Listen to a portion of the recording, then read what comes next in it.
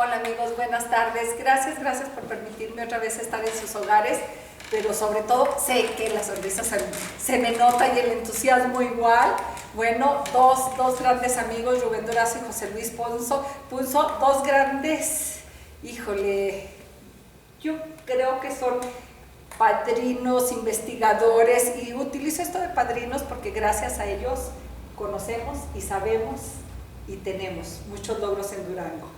Yo por mí les podría poner una medalla, una corona, hacerles un reconocimiento, pero no vale de gran cosa, pero mi agradecimiento ese sí lo van a tener por toda la vida, ¿sí? Gracias por estar aquí, y van a decir que por qué. Ellos fueron los que elaboraron, junto con, no puedo dejar de honrar al doctor Miguel Vallebueno también, el gran expediente para lograr la declaratoria como Patrimonio de la Humanidad del Camino Real de Tierra Adentro. Así es de que gracias, son los únicos yo creo que han recorrido este camino. Bueno, no, muchas gracias primero, Pilar, por la invitación, y de verdad para mí es un gustazo estar aquí en Durango y sí, poder platicar con la gente, ¿no?, que ve tu programa. Y que bueno, pues yo tengo aquí en Durango, llegué en 1994 a trabajar y me enamoré de esta tierra, y bueno, la vida me llevó hacia otros lugares ahora, pero bueno, encantadísimo. Pero yo sé que siempre Durango jala. Sí, pues muchas gracias, Pilar, buenas tardes a ti, a tu auditorio, volvernos a invitar a este espacio, pues que de cierta manera nos está diciendo que es el camino real, ¿no? Pecaste de modesta, también tú formaste parte de este expediente, sí, y sobre todo una cosa muy importante, que eres de las pocas personas que le he dado continuidad.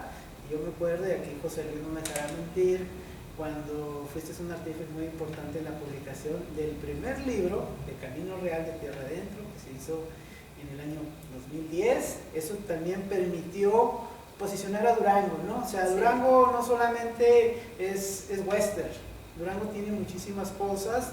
Con José Luis hemos viajado, hemos visto algunas regiones, y Durango es un estado extraordinario, ¿eh? Entonces, nuevamente muchas gracias de permitirnos aquí echar una charla, una plática muy amena. Y Rubén, a mí me maravilla y me duele, hay algo que me duele, ambos, ninguno nació en esta tierra, sí, y pareciese que tienen que venir de fuera con unos ojos diferentes a descubrir lo que tenemos, que no nos la creemos.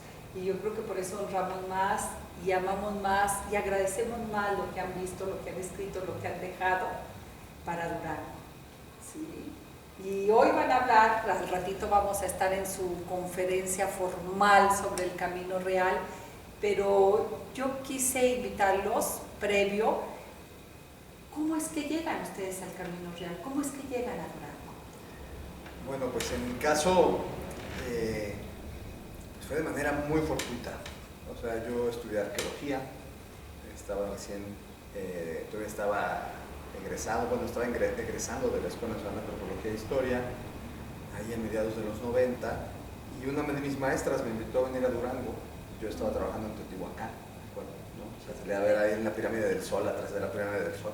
Eso era lo que veía todos los días en ese momento, y de repente vine a Durango y me maravilló, me atrapó, sobre todo subí a la sierra, y la sierra me enamoró, y sigue siendo uno de mis temas que más me han gustado de la arqueología, y sobre todo me maravilló, como dices, la riqueza de Durango.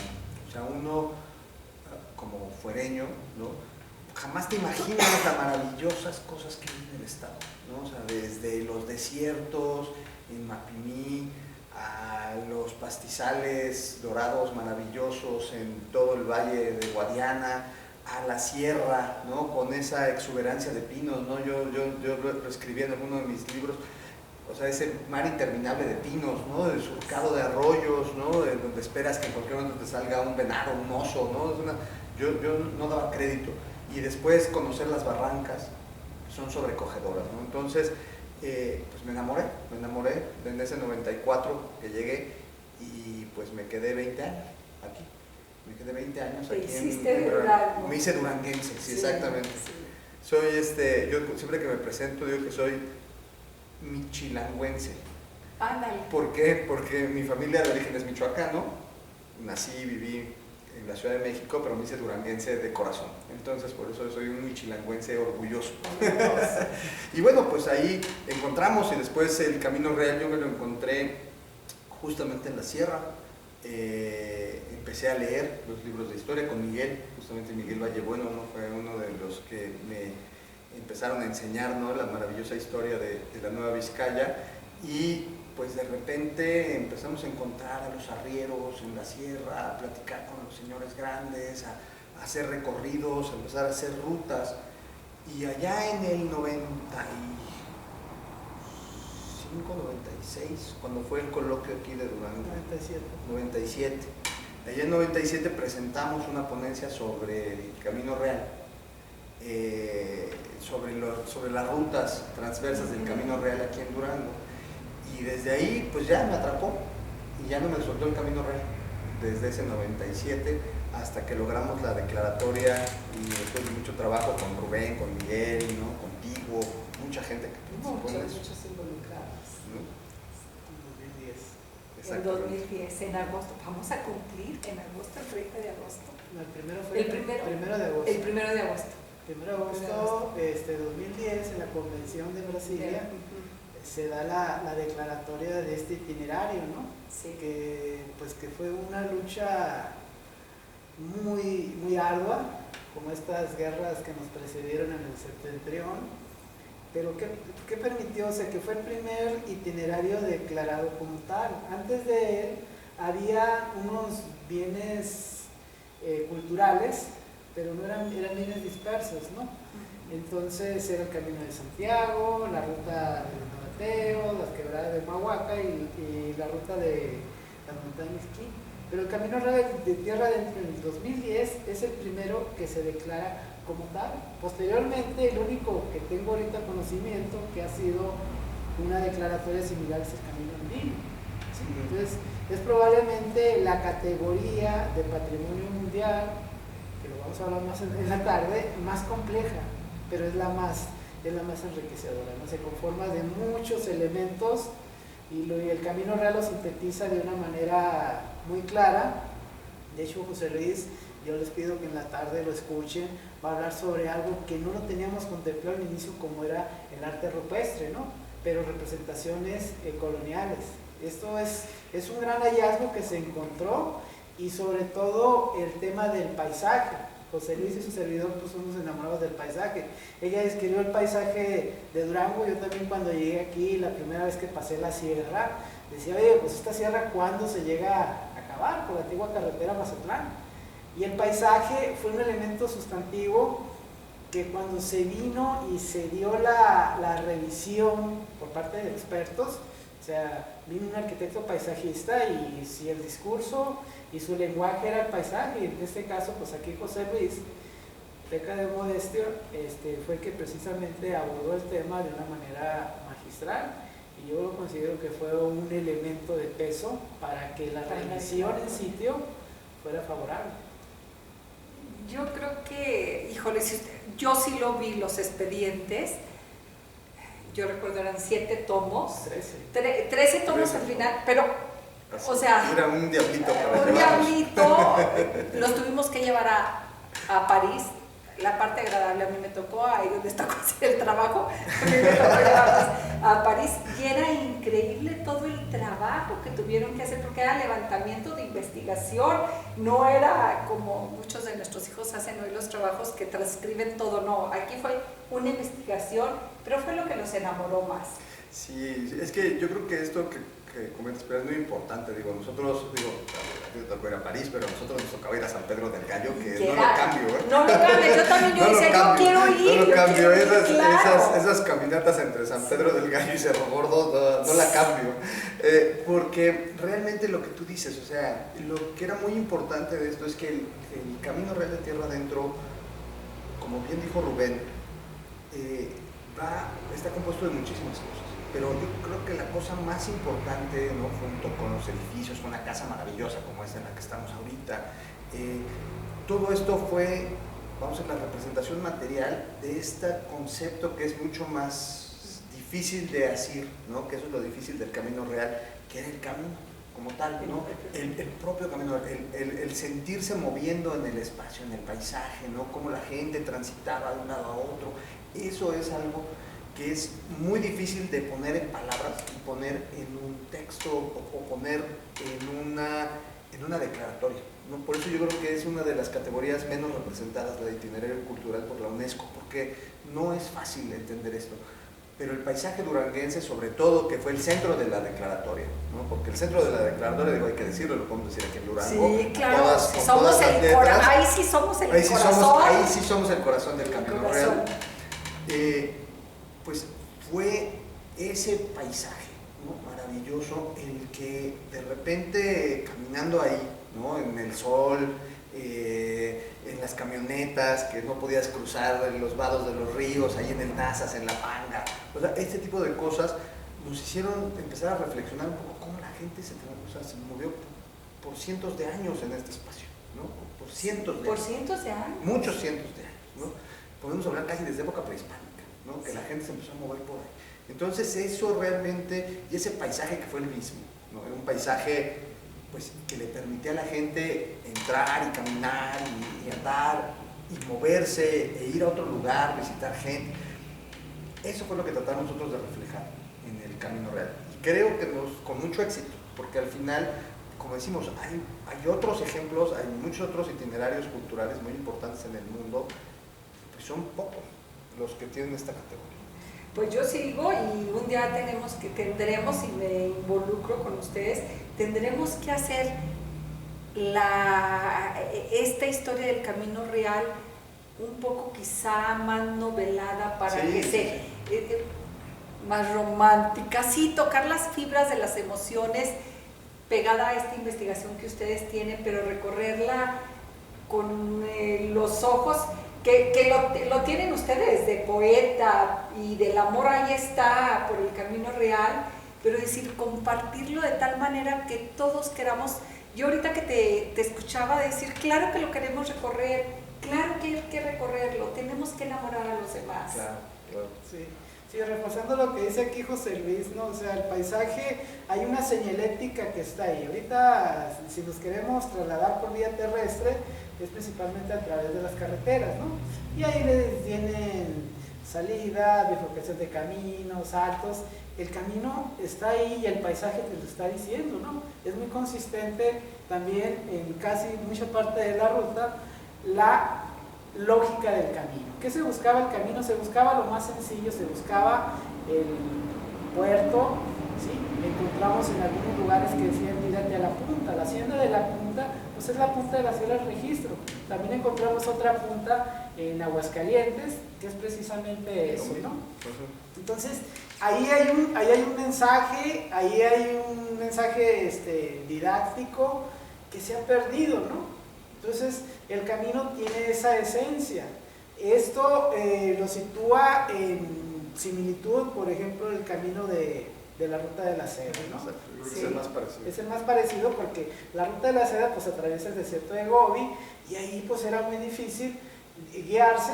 De noche pues eran las estrellas, de día eran precisamente estos georreferentes que hemos encontrado, ¿no? José Luis le dice, entonces también encontramos varios peñones blancos, varios cerros de la Bufa. Tenemos cerros de la Bufa, hay uno aquí en Inde, hay otro en Zacatecas, pero también hay uno en Guanajuato, ¿no? Entonces, todo eso, los cauces de los ríos, la manera en que el paisaje se configuraba a través de estas cordilleras, pues permitían a esta gente encontrar un camino, ¿no? Una señalética. O sea, esto es como decir, no me puedo ir por acá porque no puedo, o sea, te va guiando. La ruta yo creo que se hizo por eso, porque era por el camino accesible, o sea, si acá tengo un cerro, acá un cañón, acá, lógico que me voy por aquí, sí, ¿verdad? Y aparte, ¿sabes, Pilar? Era muy importante, porque además otra cosa que descubrimos en esta investigación, porque te digo, o sea, al final el Camino Real de Tierra Adentro pues es una cuestión, es un bien de alto valor cultural, pero que la esencia para poderlo entender está en la academia, ¿no? O sea, está en buscarlo desde la investigación científica, fue lo que hicimos. Y ahí en ese sentido yo creo que lo que es muy importante es esto que está diciendo, o sea, el camino no es uno, o sea, el Camino Real de Tierra Adentro no hay que entenderlo en muchos de sus tramos como entendemos hoy en una carretera. O sea, las carreteras y los caminos, por ejemplo, en la parte sur, vamos a decir de Zacatecas hacia la Ciudad de México, pues sí era una ruta mucho más establecida, en donde sí había, vamos a decir, un área de rodado, ¿no? Para las carretas, para las mulas, ¿no? Para transitar con los objetos, sobre todo con la plata, ¿no? Que era Camino de la Plata. es lo más importante, ¿no? Era lo más importante, que coincide, ¿no? Con muchos puntos del Camino Real. Son parte del mismo, Son es parte de lo mismo. Pero para el norte la cosa era totalmente diferente, ¿no? O sea, el norte, lo que dice Rubén, o sea, el norte, si de repente llegamos nosotros a una llanura como la de como la Zarca, con Ancha, ¿no? Ahí en adelante de Nazas, pues el camino es todo, o sea, el camino es por donde uno pueda pasar, ¿no? Y depende de lo que traigas. Si vienes con unas mulas, vas a ir de una manera; si vas caminando es de otra manera; si vas con una carreta es de otra manera, ¿no? O sea, también depende mucho de qué traigas, cómo vas en ese camino, a dónde quieres llegar, ¿no? Había muchas variedades. Pero lo que dice Rubén es muy importante. Lo que descubrimos ahí es que esas señales del camino, o sea, lo que le permitía al viajero ir, era tirarse hacia los referentes que veía del paisaje. Entonces tenía que leer el paisaje. O sea, decíamos en el texto, ¿no? Decíamos en el texto que mientras en el sur, el Camino Real de Tierra Adentro, el hombre adecuó el paisaje al camino, ¿no? O sea, el hombre fue haciendo el camino. En el norte, el hombre se tuvo que adecuar al paisaje. O sea, el hombre tuvo que aprender a leer el paisaje, dejarse guiar por el paisaje. Y entonces, pues era muy difícil. Me acuerdo cuando llegábamos, esta parte intangible que digo, llegábamos con estos expertos y decimos, bueno, ¿y dónde está el camino? Bueno, pues aquí está, en todos lados. Pero vénganse, vamos a un puerto de montaña. Y en el puerto de montaña aparecían por todos lados las huellas del paso de las carretas por cientos de años en la roca, ¿no? Se veían los trazos, ¿no? O sea, entonces la gente se quedaba muy impresionada con estas cosas. O vamos a donde hay un ojo de agua, ¿no? Donde hay un paraje, como la Vaquilla. Y llegaba uno a la Vaquilla lleno de cosas que tenían que ver con los habitantes que habían pasado por ahí. Todos los vaqueros que habían hecho sus campamentos, las remudas, los indios que también los atacaban, porque también, sí, claro, también era parte del Camino Real, obviamente todos los grupos indígenas que lo asolaron, ¿no? Apaches, comanches, tobosos, salineros, etcétera, etcétera, etcétera, ¿no? Entonces, eso era, ¿no? O nos acercábamos a un vado de un río y otra vez teníamos huellas por todos lados, ¿no? Entonces, realmente era leerlo, ¿no? Leer el paisaje. Y eso es el Camino Real de Tierra Adentro, ¿no? O sea, cómo realmente uno puede vivirlo, pues es a través de esto, ¿no? Es a través de ver el paisaje y de maravillarse con las obras impresionantes de la naturaleza. Sí, así es. También la lógica decía lo que también una persona podía caminar. Claro. Antes eran 10 leguas, ¿no? Estamos hablando de una legua, son como 4.500 kilómetros. Entonces una persona a pie podía aventarse 45 a 60 kilómetros cuando mucho, ¿no? Entonces hay una lógica, por eso obedece casi que en nombre de Dios, con la ciudad de Durango, tenga esa lógica de 10 leguas, ¿no? Y del nombre de Dios a lo que es la hacienda del Mortero, ahí cerca de Suchil, son otras 10 leguas. Fíjate, eso qué interesante, porque es la capacidad de caminar, es decir, tenían que hacer un descanso obligatorio. Así es, y cuando no había un asentamiento ya establecido, no había una villa, no había una ciudad, ¿sí? Se tenían que encontrar una serie de parajes y también tenían que tener dos cosas para poder llegar. Una era el agua y el otro era el forraje de las bestias de carga, ¿no? O sea, el tema ese es tan extraordinario, tan interesante, que nos pueden hablar de récords de 150 mulas, ¿no? Las mulas eran principalmente los trailers, por así decirlo, del pasado. Los carretones funcionaban, o sea, a través de bueyes y carretas. Esos tenían una autonomía un poco más reducida. Ellos podían andar como 16 kilómetros, ¿no? Y también lo que decía José Luis, o sea, el camino real, con la definición de UNESCO, no es un camino, no es un caminito, no es el camino del mago. Por aquí. No.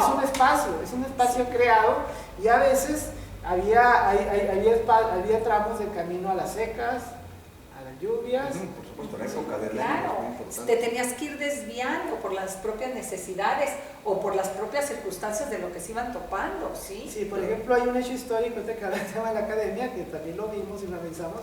El señor de Croix, cuando venía a tomar su puesto como jefe de las provincias internas, tenía que ir hasta Arispe, pero cuando quiere llegar a Durango no puede cruzar el río Tunal y se tiene que ir hasta Avino. Fíjate. Y de Avino tuvo que hacer todo ese rodeo, porque imagínense la cantidad de agua que tenía. Todavía no estaba el Puente del No Diablo. estaba el Puente del Diablo, que ese es lo que es fundamental, un lugar maravilloso del Camino Real, El puente más al norte. sí, el uno de aquí, de lo que tenemos aquí en la ciudad, ¿no? Claro.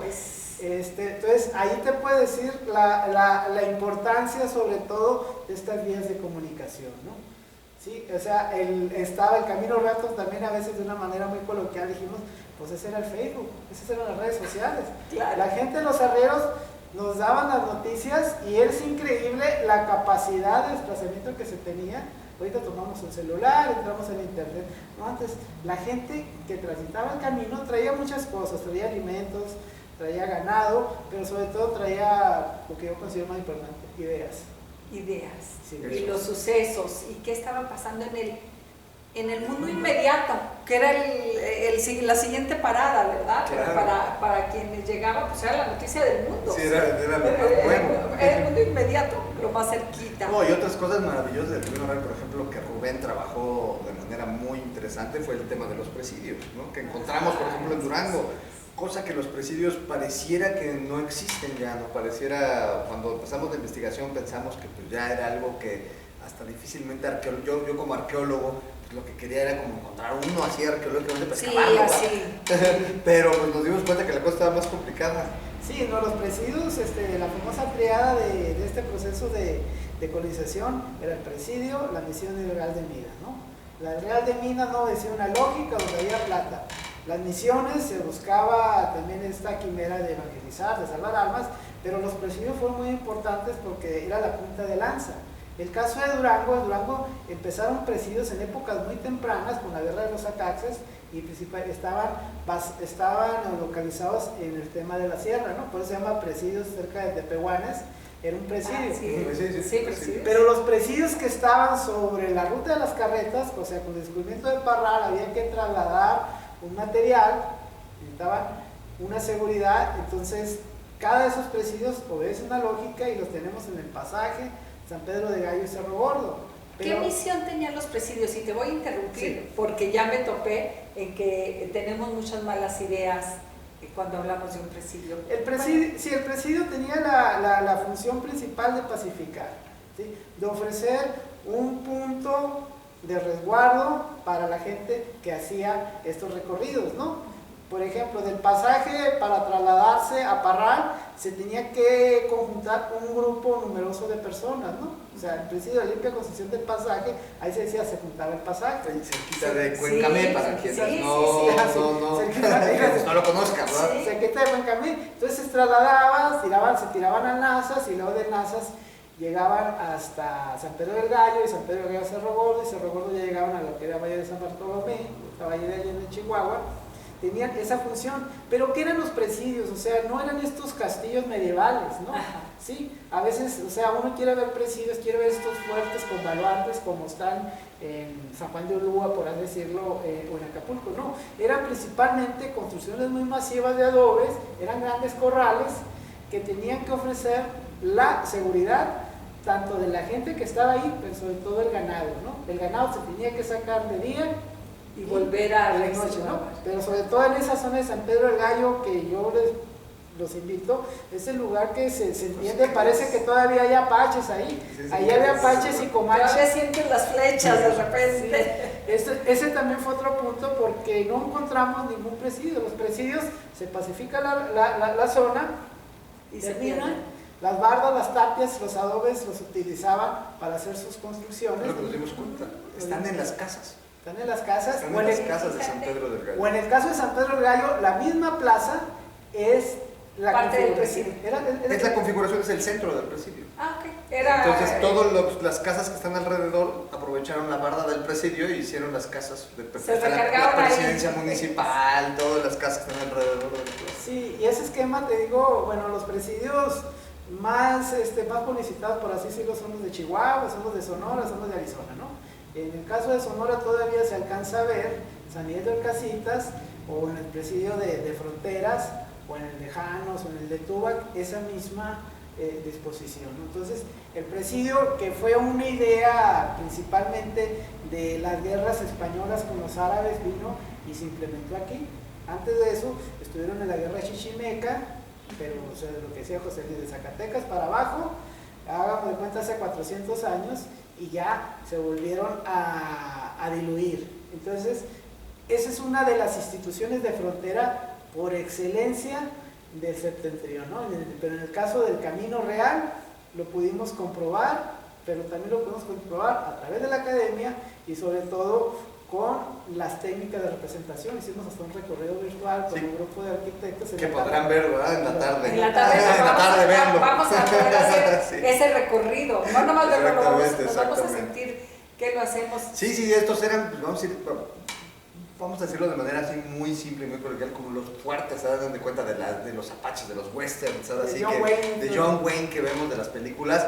Era algo así. O sea, el chiste es que se pudiera resguardar la gente. Y había un pueblito que estaba afuera, ¿no? Y que de repente cuando se tenían que guardar, pues todos se metían. Pasaban ahí. Todos se metían y luego salían y era una colonia, pero como decir, con una guarnición militar y un corral grande donde podían resguardarse todos en caso de ataque. Yo sé que a la tarde vamos a escuchar todo esto, pero hay una pregunta que quizá a la tarde no respondan. ¿Qué nos espera del Camino Real? ¿Qué tenemos que hacer?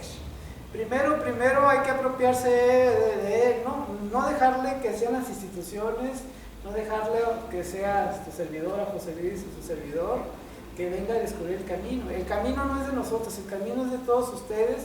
En el momento que lo entiendan, que lo valoren, va a ser una cosa increíble, ¿no? O sea, también a veces el Camino Real se asocia con productos turísticos, ¿no? Este es un proyecto eminentemente cultural, ¿sí? O sea, aquí lo que yo de manera personal que espero es que la gente, cualquier persona, es dueño del camino. Que lo disfruten, ¿no? ¿Por qué? Porque todos los que hemos nacido en esta parte norteña de México, ¿no? Ya dijo José Luis que era de Michoacán, yo soy de Sonora, llegué aquí, también me enamoré de esta tierra, es de todos nosotros, pero forma parte de nuestra identidad. De nuestra identidad como mexicanos y de Durango con más razón. Eso es lo que yo creo que es lo más importante, ¿no? Yo creo que el Camino Real, yo creo que ¿qué es lo que le depara para el futuro? Yo creo que lo que le depara para el futuro es ser lo que creo yo que los que trabajamos en ese proyecto vimos desde el principio, y es que es uno de los elementos identitarios más importantes que le dan coherencia a todo el norte de México, sobre todo, ¿no? Pero especialmente a Durango, ¿no? O sea, cada región. Pero yo creo que eso es lo más importante de lo que dice Rubén. O sea, en el momento en el que la gente se dé cuenta que a través del Camino Real llegó, seguramente, los que tuvieron la fortuna de nacer aquí, los que tuvieron la fortuna de nacer en Nazas, ¿no? Los que pudieron nacer en Cuencamé, los que pudieron nacer en cualquiera de los 12 municipios, de todos los municipios y de los lugares, y de todo el estado en general, de la ciudad de Durango, todos los apellidos, todas las familias antiguas se trasladaron por eso. Entonces ese es su centro realmente de origen. Entonces, si entendiéramos eso, ¿no? O sea, que realmente la población hispana, indígena, ¿no? Porque por el Camino Real transitaron indígenas, ¿no? Los paisanos michoacanos se vinieron por acá, y si no hay que ir a Nombre de Dios nada más, ¿no? Para ver el barrio de Michoacán, claro, ¿no? Ahí estaban, o los nahuas, o los españoles, o los negros, ¿no? Que también tenemos una raíz negra impresionante en Durango, que se trasladó a partir del Camino Real. Si entendemos nosotros esa parte, yo creo que al entender la historia no es para ver el pasado, la historia es para ver el futuro, ¿no? Entonces, si la gente entiende que tiene ese vínculo, realmente ese acercamiento con el Camino Real, pues se va a dar cuenta que todo lo que está a su alrededor tiene que ver con eso. Tiene que ver con eso la arquitectura de esta casa, tiene que ver cómo llegaron estas maravillosas tallas, arcadas, claro. ¿no? Estas arcadas maravillosas, ¿no? Cómo son las ciudades, cómo son las trazas urbanas, ¿no? ¿Por qué Durango crece? ¿No? Yo digo, he hecho un comercial, el libro que yo hice sobre la ciudad de Durango, pues tiene que ver justamente con eso. O sea, Durango crece porque es un lugar maravilloso para tener vacas, y hacían falta vacas para que la gente comiera en el Camino Real, y eso se movía por ahí, ¿no? Y grano, ¿no? Y comida. Entonces, si nosotros volteamos, nos damos cuenta que todo, ¿no? Esa tipología de casas que vemos, esas pequeñas iglesitas, ¿no? que podemos ver en las haciendas, todo eso pasó por ahí, las imágenes religiosas, ¿no? Los retablos maravillosos, ¿no? que tenemos todavía por ahí, algunos que otro todavía que se conserva, ¿no? En el estado, todo pasó por aquí, o sea, todo pasó por aquí, y toda la riqueza de las minas pasó por aquí, y algún poquito se nos quedó aquí. Recuerdo cuando trabajaba aquí en la catedral, tantas cosas que hay, por ejemplo, de marfil chino, claro, objetos chinos. Claro. Todo eso pasó por aquí, porque venía del Galeón de Manila y pasaba por el Camino Real de Tierra Adentro. Y algo se quedaba. Y aquí se van quedando las cosas. Entonces, todas estas maravillas que tenemos aquí alrededor, por ahí pasaron. Y bien dijo Rubén hace rato, esto no se bautizó como Camino Real, pero ya estaba desde antes, ya existía desde antes de épocas anteriores, porque el mismo camino ya estaba marcado por la naturaleza. Sí, o sea, mira, desde época prehispánica hay una interacción fuertísima entre el suroeste de Estados Unidos y Mesoamérica, ¿no? Y esa interacción pues pasó por diferentes lugares.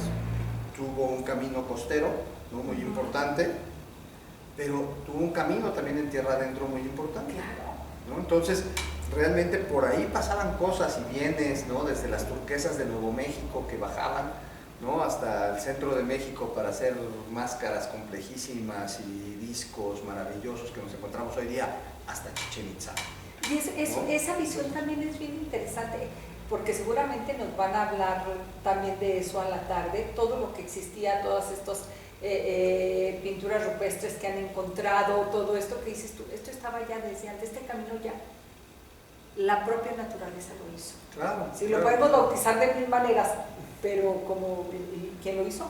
Quien nos guió fue la naturaleza. Sí, claro, y los guías indígenas fueron los que llevaron a los primeros españoles. Claro. O sea, entonces eso era un conocimiento ya, como tú dices, de la naturaleza, del paisaje. Sí. O sea, era saber leer el lugar donde vivimos, el mundo donde vivimos. Tú hace rato decías que estaban las noticias del mundo, pues claro, sí. es que el mundo era muy diferente. Claro. O sea, el mundo en el tiempo no es nada más el globo terráqueo. Hoy día es el globo terráqueo porque lo vemos en el Facebook, ¿va? O sea, hoy día me da igual estar hablando con una persona en Dinamarca que estar hablando contigo aquí, sí. ¿no? O sea, es tan simple hoy día como estar viendo una llamada, ¿no? Una videollamada. En esa época el mundo, entonces hoy nuestro mundo es global. Claro. En esa época el mundo era hasta donde llegaban nuestras noticias. Sí. Exactamente, y era el pueblo vecino. Entonces, pero era el pueblo vecino o era desde la Ciudad de México, o era hasta Santa Fe. ¿Por qué? Porque la gente transitaba a todo el lado. Eso, o sea, imagínate, o sea, el Camino Real también creó un mundo. Que el Camino Real también creó un mundo. Ese era el mundo. Era el mundo de toda esta gente. Real. ¿No? Del mundo y lo que me interesaba era saber lo que estaba sucediendo en este tránsito. No quería saber lo que pasaba en los mares ni nada, sino porque lo único que tenía yo en mi vida para poder transitar, si es que algún día caminaba, era el camino. Y aparte de lo que platicamos ahorita, de esta cuestión identitaria, podemos ir rastreando apellidos de aquí hasta Santa Fe. Así es, sí, o sea, también para tratar de abundar un poco más y reafirmar lo que significa el camino, o sea, una parte del suroeste de Estados Unidos tiene una herencia, no digamos española, tiene una herencia mexicana, ¿no?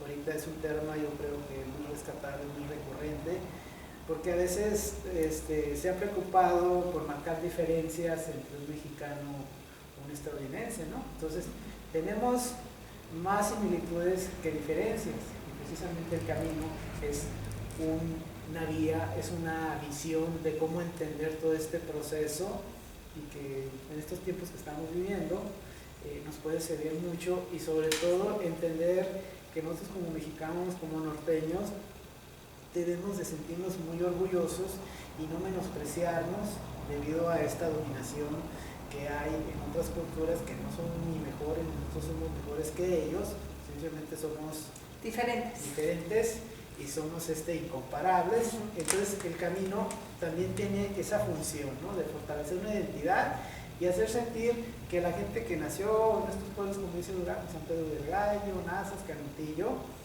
que va fuera, sale de su terruño y regresa, entienda que tiene una parte que se ha llevado, que es de aquí. Rubén y José Luis, yo sé que se están preguntando ustedes qué podemos visitar del Camino Real. A mí me encantaría que un día pudiéramos hacer un recorrido, un circuito, y sueño con eso, y ojalá algún día también lo podamos hacer, por muy corto que sea, pero ¿qué lugares pudieran ir a visitar? Sí, o sea, de los 60 sitios inscritos en el 2010, Durango hay 19. De esos 19 sitios, por sí solo Durango tiene casi 500 kilómetros, ¿no? Para dimensionar, el camino de Santiago de Compostela son 800, Durango es casi el camino. Casi el camino. Entonces, y es más agreste. Sí. Y aquí se puede observar pues estas iglesias monumentales, como está la Catedral de Durango, tenemos pequeños poblados como Avino, hay retablos, hay arte eclesiástico muy bueno, pero también tenemos el mayor tramo de camino que se quedó, está en Durango, estamos hablando de 60 kilómetros. Tenemos un sitio con representación rupestre que es la cueva de las mulas de molino, que las cuevas es una cosa, pero el contexto donde está también es increíble, es riquísimo, forma parte de una sierra, es un relicto biológico muy importante. Tenemos reales de minas, tenemos la mina, una de las minas del camino, pero todavía en su esencia ya que no se la chupó, por así decirlo, la mancha urbana, es la mina de Juela. Su puente es impresionante. Y luego a eso sumamos hechos trascendentales en la historia de nuestro país, pues tenemos el tema de Cuatillos, ¿no? Cuatillos, 1864, presidente Juárez da un grito de dolor. Hay pocas ciudades en México, también ahí podemos todavía entender esta ruta de Hidalgo, ¿no? Hidalgo, antes de llevárselo a Chihuahua, se lo iban a Mapimí. Entonces, y tenemos y a la mitad se los traen a fusilar aquí. Y a la mitad, exactamente, ¿no? Tenemos tantos hechos históricos. Sí, en la parte norte, pues obviamente tenemos Canutillo, es una hacienda colonial y pues fue el último recinto de General Villa, un referente en la revolución. Entonces, pues como comentaba antes, nombre de Dios, no me lo dejes atrás. No, nombre de Dios, es que es tanto, sí, el puente del diablo. El puente del diablo, aquí en Navacoyán, la la hacienda de Navacoyán. Pero fíjate, todavía es algo que me hace mucho ruido en lo personal, porque lo he discutido con algunas o muchas personas dentro del gobierno, que les digo, si Durango tuviese nada más el Camino Real, creo que estaríamos mejor. Si nada más eso tuviésemos que defender. Desgraciadamente le hemos tratado de poner tanto a la canasta, ¿sí?, que nos perdemos. Sí. Porque tú tan sencillo lo dijiste, fíjate, cuántos hechos históricos. Si nada más explotáramos, en el estado de Durango se dio una vez el grito, o sea, yo pregunto cuántas personas lo sabían. ¿Sí? O sea, hay tantos hechos, nada más ven sobre el camino, sin ir más allá. ¿Y qué es patrimonio de la humanidad? ¿Y qué es patrimonio de la humanidad? O sea, realmente, tiene la declaratoria. O sea, la UNESCO determinó que esto tiene un valor universal excepcional. Sí. O sea, olvídate de todo lo demás. O sea, sí, nosotros tres podemos decir lo que nos dé la gana, pero la UNESCO, nuestra máxima autoridad a nivel mundial. O sea, dice que esto tiene un valor cultural universal excepcional. Y dijo, ya no nomás es de Durango, es de todo el mundo. Imagínate. Y decimos, pero si todavía ni lo hacemos nuestro, ¿cómo que es del mundo? Si todavía no somos capaces de ponernos el sello de que es nuestro. Creo que tenemos que empezar por enamorarnos todos, porque nosotros somos unos locos enamorados desde hace mucho tiempo. Pero creo que tenemos que compartir esa locura. Sí, claro que sí. Y ustedes lo van haciendo bien por eso. Lo van haciendo bien, aunque de repente nos angelamos, nos caemos, pero el camino no nos suelta, Rubén. Así es. Sí, aunque queramos huir, no nos suelta. Sí, como dice el poeta, ¿no? Y un cantante se hace camino al andar, ¿no? Se hace camino al andar. Así es de que yo creo que tenemos que, los Caminarlo. invitamos para caminar el camino real, que a partir de hoy, afortunadamente, también el camino real ya lo pueden encontrar en internet, ya pueden encontrar 20,000 cosas de esto, y que digan a qué se estaban refiriendo con este camino real, qué hay más allá, ¿verdad? Sí. ¿Qué hay más allá? ¿Sí? Pues me tenían muy medido el tiempo y creo que me pasé un poquito, pero no importa, los vamos a escuchar ahorita, así es de que yo los invito a que sigamos y de veras tratemos de poner ese corazón en blanco como duranguenses para saber que dentro de nosotros hay un camino y ese camino nos lleva al camino real de tierra adentro. ¿Regresamos?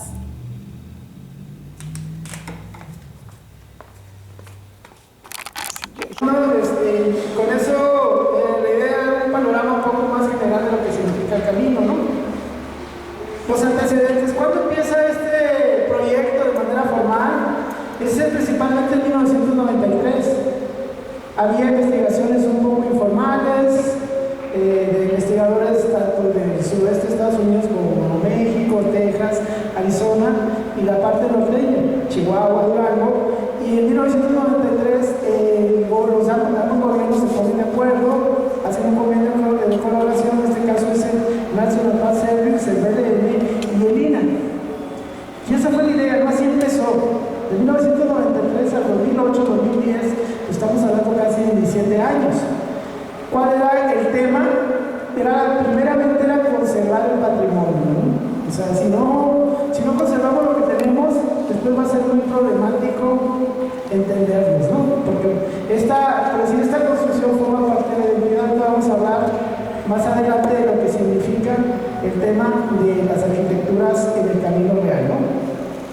Entonces empiezan, se definen metas, se plantean los siguientes objetivos y uno de los objetivos principales era fortalecer la identidad regional. O sea, la identidad regional es muy importante para cada nación. En esta parte norteña, en esta parte del centro norte, se encontró que el camino real de tierra adentro condensaba y sintetizaba toda esta serie de valores que le dan cohesión a un grupo social, ¿no? Llámese duranguense, zacatecanos, hidrocálidos, guanajuatenses o llegar hasta la Ciudad de México, ¿no? También era formar recursos humanos, sugerir medidas legales y también como un objetivo final era que fuera declarado como Patrimonio Mundial de la Humanidad por parte de la UNESCO. Sí, esta parte es muy importante porque yo creo que hay un poco, muchos de los que estamos aquí, y obviamente yo ahí incluido, recuerdo en el 97, ¿verdad? 97, seguramente algunos de ustedes, los que son casi tan jóvenes como yo, recordarán que se organizó aquí uno de los primeros coloquios del Camino Real de Tierra Adentro, en donde de rebote yo esta vez presenté, me acuerdo ahí todavía era un Nobel estudiante casi, recién salido, y me tocó presentar sobre los caminos transversales de la sierra, ¿no? Los caminos que iban a Topia, los caminos que iban a Guarizamey, ¿no? Y estas cuestiones ahí de la mano con Miguel Vallebueno, que es otra persona que no veo que haya llegado, pero que espero que llegue pronto. Pero como siempre Miguel, así es Miguel, todos lo conocemos a Miguel, entonces sabemos que ahorita llegará un poquito más tarde, ¿no? Pero yo creo que esto es muy importante porque al final esta semilla se plantó hace mucho tiempo, ¿no? Y esto fue lo que nos permitió a través de estos objetivos y poder llegar, como vamos a ver un poquito más adelante, a la declaratoria de Patrimonio Mundial. Los caminos reales, ¿no? Primero teníamos que tener la certeza histórica de que era un camino, ¿no? Que no era una ocurrencia.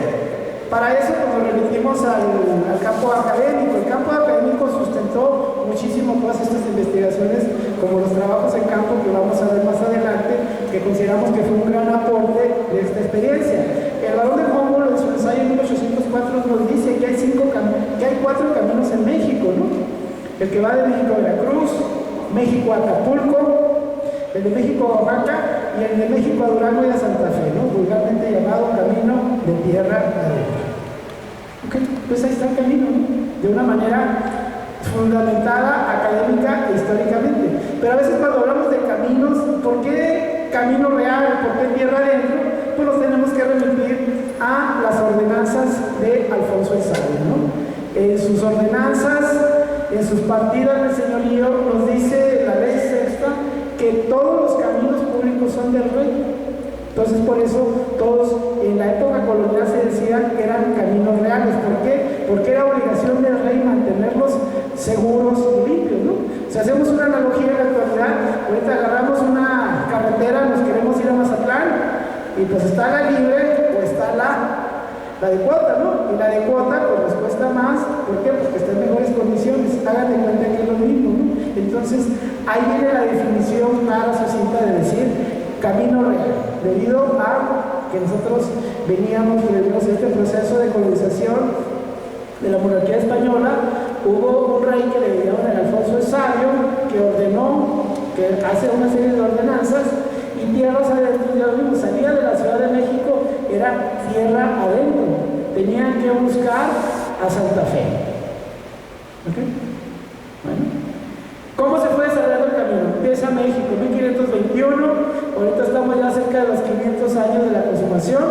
¿Qué pasa después de la conquista de México Tenochtitlan? Empiezan a hacer una serie de expediciones, unos se van hacia el sur, otros hacia el sureste, y hacia el norte empiezan a fundarse en Querétaro, Guanajuato, y las grandes minas de Zacatecas de 1548, ¿no?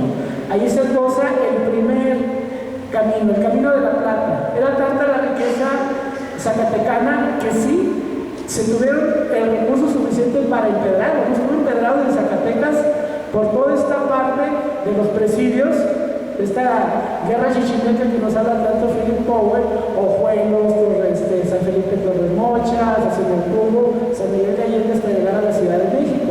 Pero posteriormente empieza y sigue Durango, ¿no? Durango 1563, fundado por el capitán Francisco de Ibarra, un adelantado, pariente de uno de los fundadores, de estos 4 fundadores zacatecanos, de Diego de Ibarra, funda esta bella ciudad en 1563 como capital de un reino. Posteriormente, unos de sus lugartenientes llega a Santa Bárbara en 1567.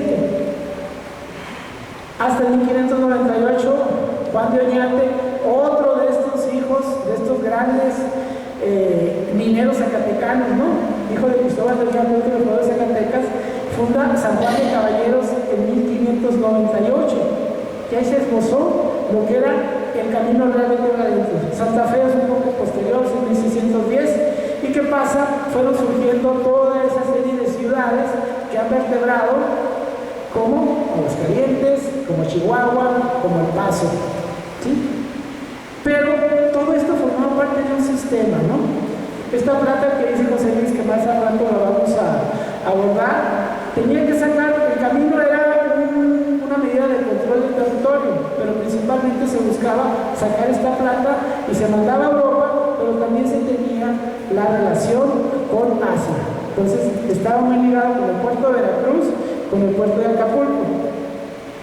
Posteriormente surge el camino de los Texas, en Zacatecas, el camino de la Primería Alta, allá por Paso de Carretas, Janos, llegaba a lo que es Sonora y Arizona, y la ruta de Anza, ¿no? Ese camino terrestre que con la reforma borbónica se quiso ligar lo que era la California, ¿sí?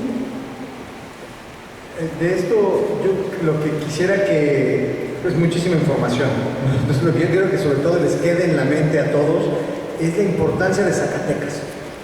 De repente no medimos lo que fue el descubrimiento de las minas de Zacatecas. O sea, la mina de Zacatecas fue tan rica que hizo realmente una revolución. O sea, que se tuvo que cambiar toda la geografía de las conquistas, porque todo el mundo entraba por Guadalajara, ¿no? Y pues después Guadalajara es tan importante, toda la Nueva Galicia. Pero ese descubrimiento va a hacer que sea tan importante sacar esa plata que el reino y que los mineros como donde están, ¿no? Esto se construyó con plata, no de Zacatecas, pero de esa misma plata, le invirtiera tanto dinero para poder hacer un nuevo camino, y además por un territorio infestado todavía de tribus indígenas que estaban en pie de guerra absoluta, ¿no? O sea, porque había que sacarla derecho, porque no había forma de meter carretas por el otro lado.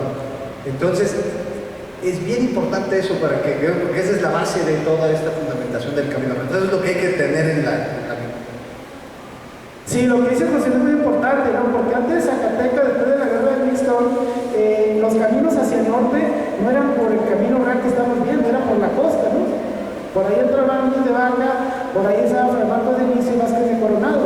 Es precisamente lo que dice José Luis, esta plata es una plata, o sea, puede rivalizar con el Potosí en Bolivia, que es algo inaudito, ¿no? Es algo único que ha pasado en la historia de la humanidad. Pero bueno, ese camino, todos los caminos transversales, aquí en Durango todavía hay más caminos transversales. Tenemos el viejo camino a Topia, tenemos el camino a Promosas, ¿sí? Esos, pero todos llegaban y se concentraban al camino de la tierra adentro. Pero al mismo tiempo, este camino, así como lo ven, formaba parte del gran camino real intercontinental, ¿no? Ese camino, ¿dónde surgía? Surgía en Sevilla, la carrera de las Indias, llegaba a La Habana, llegaba a Puerto Rico, ahí se dividía la flota, uno venía a Veracruz, otro iba a Cartagena de Indias. Aquí en Veracruz llegaban a la Ciudad de México, se iban a Acapulco y se iban a Manila, ¿no? Y luego el tornaviaje. O sea, estamos hablando del camino, el itinerario más extenso que ha conocido la humanidad es ese, ¿no? Y fue lo que diríamos el primer imperio global, ¿no? Felipe II, los Habsburgo tenían, y después los Borbones, decían que en su territorio nunca se ponía el sol. ¿Por qué? Porque ellos estaban en Europa, en América y en Asia, ¿no? Por eso se explica de cierta manera que aquí lo podemos ver. Vamos aquí a la Galería de Arte Sacro, a 2 cuadras, y podemos ver Cristos tallos de marfil con los ojos rasgados. ¿De dónde venían? Venían del Galeón de Manila, ¿no?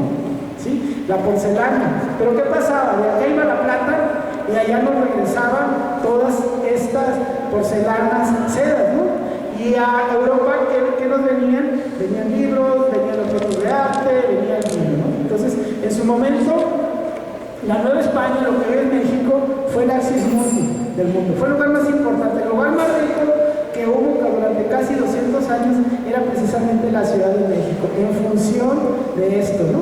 Entonces, aquí el camino real de tierra adentro convergía en la Ciudad de México y en La Habana, y el otro gran camino, el camino andino, a través de Cartagena de Indias. Entonces, no hay que perder de vista eso, que el camino real de tierra adentro formaba parte de este sistema muy importante que se llamó el Camino Real Intercontinental, ¿no? Por eso en Manila hay tamales, ¿sí? Se habla en español, hay mucha herencia, pero más que una herencia española, es una herencia criolla, es una herencia mexicana.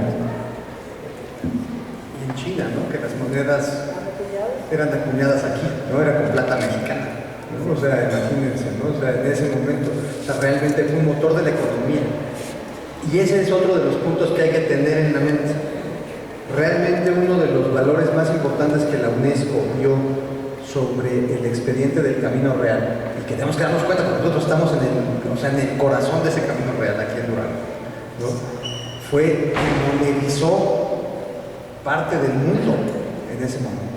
O sea, la plata de aquí, que salía de estas minas de aquí, de los alrededores, de Zacatecas, de Parral, de Avino, de todas estas minas de por aquí, esa era la que se acuñaba y la que se gastaba en China, con la que se pagaban en los bancos en Holanda.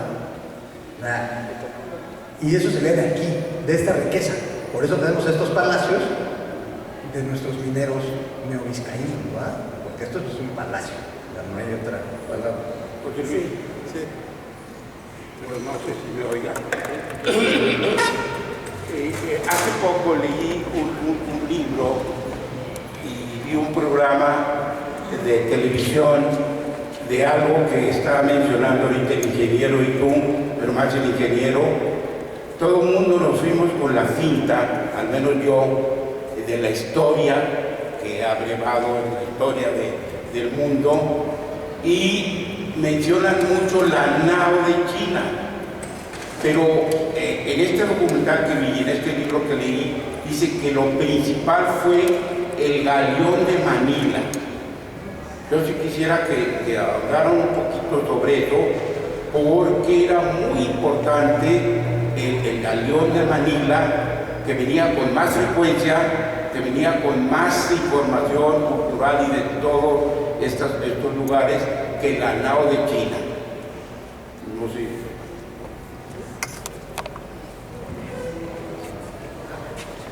Sí, bueno, se trata de confundir casi lo mismo, ¿no? La manera más adecuada es el galón de Manila, ¿no? Haciendo un poco de historia, ¿qué buscaba Colón? Buscaba la ruta de las especies, ¿no? Cuando hace el viaje Magallanes, la circunvalación, se da cuenta que su regreso llega a tierras portuguesas, hablan de las famosas Molucas. Entonces, en el segundo viaje el Cano no lo puede lograr porque el tornaviaje era muy difícil. Hasta Fernández de Urdaneta en 1567 logra hacer eso y llegaban, y eran galeones. Los galeones empezaron a fabricar principalmente aquí en Zacatula, en Iztapa, porque había la materia prima. Después se hacen en la parte de Manila, pero la manera más adecuada, la que yo sé y la yo la comparto, es el galeón de Manila, ¿no? La nao de China eran estas embarcaciones, ¿cómo se llaman estas embarcaciones chinas? Tienen nombrecito, no recuerdo. Ellos iban porque sabían que había plata y los chinos les surgía la plata para hacer toda su orfebrería. Entonces había un intercambio y era extraordinario, era demasiado el comercio de los chinos, después los japoneses lo vimos, después lo que le pasó a Francisco Javier, pero era el galeón de Manila.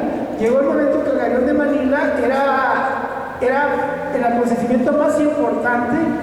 Se tenían casi un viaje o dos viajes durante un año, 2 años, ¿no? Aquí hay cosas extraordinarias como hubo un naufragio que todavía se puede ver. Te recomiendo que veas ese documental, un naufragio en la península de Vizcaíno, ahí en Nueva California, que se cayó, se naufragó un galeón de todas las riquezas que tenía, ¿no? Entonces hubo mucho de leyenda, hubo muchos muy importantes, pero eso fue lo que le dio mucho sentido no solamente a la Nueva España, sino al Imperio Español, pero el camino real de tierra adentro, como dice José Luis, ahorita lo vamos a ver, es precisamente esa plata que salía, llegaba hasta allá. Fue el circulante, fue el euro o fue el dólar antes de la etapa de la introducción. ¿De dónde salía así? O sea, cuando uno va a Europa y se maravilla de esas construcciones barrocas, rococó, el Escorial, pues ¿cómo lo hicieron? Pues con la plata mexicana, esta plata de aquí. Se acabó.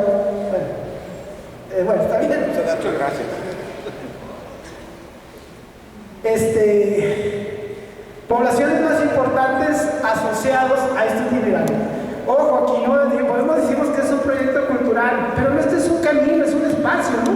Y hubo varios caminos a la ligera, caminos de cerca. Entonces podemos observar que donde empezaba la Nueva Vizcaya, que era la Nueva Galicia, pues era precisamente aquí la hacienda del Calabazal, en la Sierra de Órganos, ¿no? Ahí empezaba la Nueva Vizcaya, y todos esos, había un camino a las carretas de Cuencamé, Cuatillos, Mazas, ¿no? Pero obviamente nos faltan una serie de haciendas, parajes, georreferentes, que no los podemos poner ahí, pero tratamos de sintetizar todo lo que eran las principales construcciones del Camino Real de Tierra Adentro, ¿no? Mulero, Suchi, La Punta, El Chorro.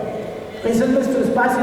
O sea, no queremos hablar de toda la ruta porque ya sería un tema muy grande. Nos quisimos enfocar lo que era Durango, la antigua Nueva Vizcaya.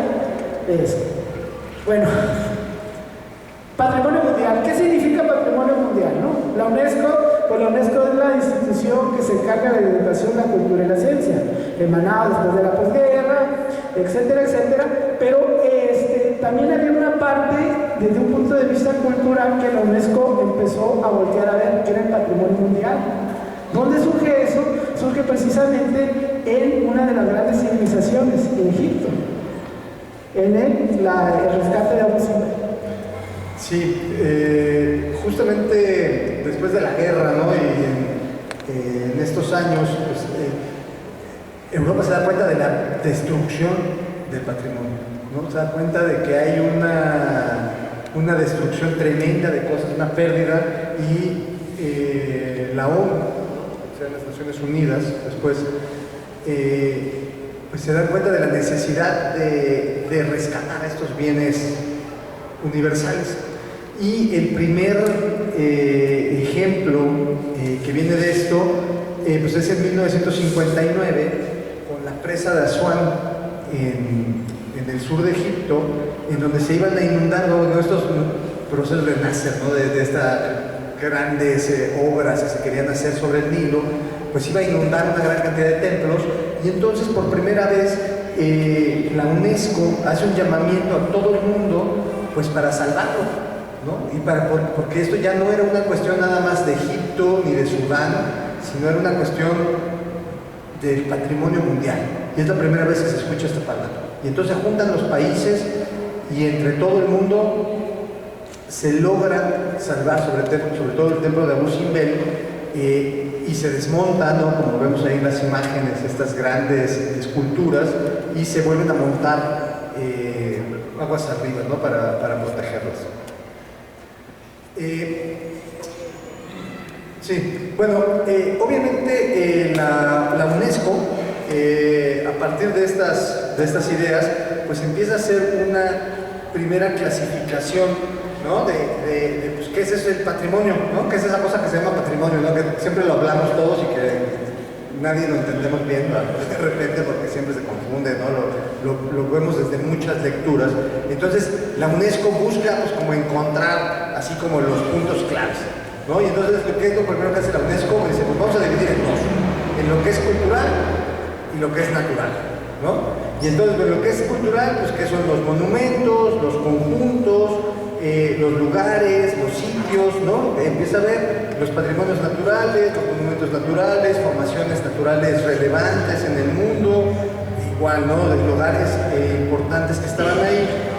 Y obviamente también la UNESCO se da cuenta, pues, que hay algunos que son mixtos, ¿no?, que tienen que ver tanto con lo cultural con lo natural, y entonces a partir de ahí empieza a generar nuevas categorías, que son todas estas que no se las voy a leer, obviamente, que son las 18 categorías que la UNESCO tiene de patrimonio mundial.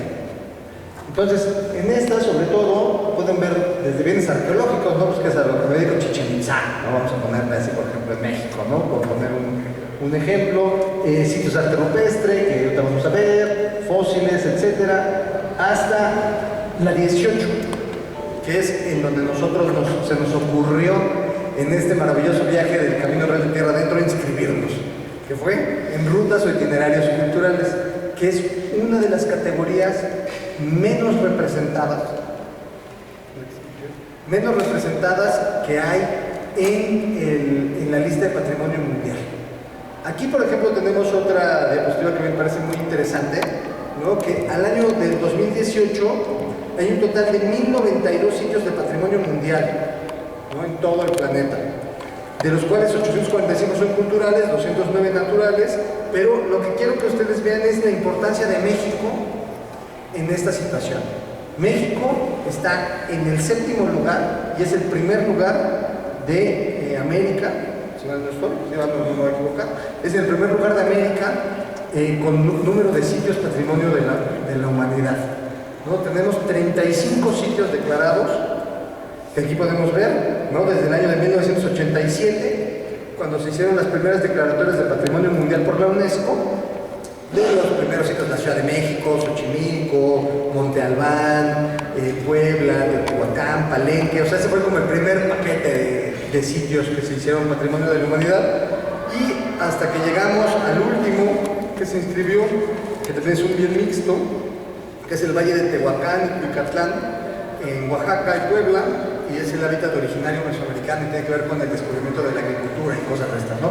Pero ahí nosotros en ese lugar 30, en el 2010, pudimos inscribir el Camino Real de Tierra Adentro, que es el que vamos a platicar. Es decir, desde que logramos eso en el 2010, aquí todos, porque de hecho aquí estuvimos cuando fue esas declaratorias, solamente tenemos 5, ¿no? Bueno, 4, porque realmente el otro fue al mismo tiempo, ¿no? El de Yabul y Mitla, ¿no? Son 4 sitios más que se han declarado patrimonio de la humanidad. Sí, aquí otro comentario, ¿no? Esa lista nos permite ver lo extraordinario que somos, ¿eh? Somos un país pluriétnico y multicultural. En temas del patrimonio de la humanidad, pues en América, pues por así decirlo, nos hacen los mandados todos, ¿no? Pero aparte es la gran diversidad que tenemos, ¿no? Ya hablamos del minerario, pero en México tenemos paisajes, tenemos ciudades prehispánicas, tenemos ciudades coloniales y también tenemos patrimonio moderno, ¿no? La casa de Luis Barragán, CEU, eso hace que este país sea extraordinario, ¿no? También, aparte, se tiene una lista indicativa. En la lista indicativa hay 30 sitios con posibilidades y tienen los tamaños de ser patrimonio mundial. O sea, aquí el único que está inscrito ahorita, en el caso de Durango, hay una ruta histórica importantísima que es la ruta de Chol. ¿Sí? Cerro Gordo, parte de esta ruta huichola está en Durango, ¿no? Pero esto nos permite dimensionar lo que tenemos, ¿no? O sea, somos un país extremadamente rico, ¿no? Y si hacemos una analogía con los otros países que tienen un gran patrimonio como Alemania, España, Italia, México está ahí. Entonces debemos sentirnos extremadamente orgullosos del patrimonio que tenemos, ¿no? ¿Sí? Nomás otra cosa, esto solamente es patrimonio cultural material, falta el inmaterial, el intangible, esa es otra convención y también México ahí ha aportado, tiene ahorita 8 sitios en donde están Festividad de Muertos, los voladores de Teotihuacán, ¿sí? La charrería, la pirueca, la comida, no, olvídese, la comida michoacana. Entonces, o sea, por eso debemos sentirnos orgullosos que somos un país, olvídense, extremadamente rico, y aquí lo podemos ver.